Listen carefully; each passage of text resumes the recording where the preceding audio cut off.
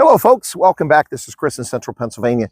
Earlier, I had some good news for South Africa, namely that the Financial Action Task Force had removed South Africa from the gray listing over terrorism financing and illicit money laundering flows. That's fantastic news for South Africa. Good news. Now for the bad news. Well, despite the claims of members of the government, including Gwede Mantashe, if they won't give us the aid, we won't give them the minerals. Despite that sort of pontificating and bluster that's been going on by senior African National Congress officials, the Trump tariffs that have come along are damaging to South Africa, as I said they would be. Now, estimates initially put South Africa's GDP growth projected this year to come in at 0.9%.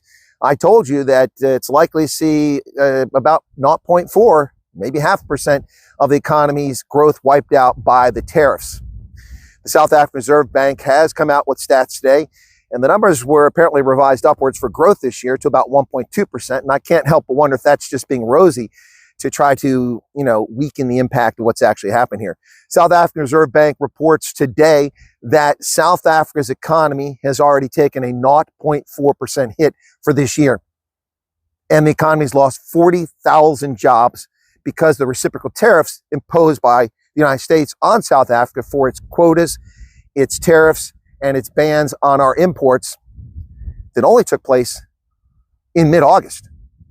2 months later, and South Africa has already lost 40,000 jobs because of those tariffs that have only been in effect for a couple months. Folks, frankly, many of the products that are shipped to America are just arriving in America. So losses of jobs are anticipatory in many cases by the agricultural sector, by the automotive sector, laying off people or making people redundant in anticipation that they won't be able to survive the tariffs because their margins aren't that large. This is not good news, ladies and gentlemen. It's not good news. It's tragic.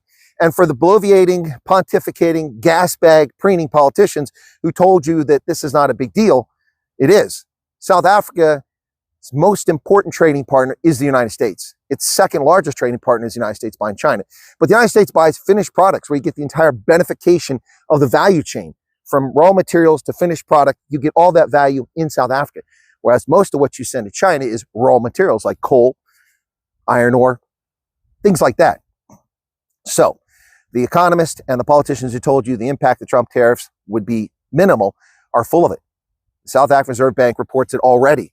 Not even to the end of the year, 40,000 jobs lost and 0.4% trimmed off GDP growth. That's the truth, folks. South Africa needs to fix this quickly. Let's get with it. Cheers.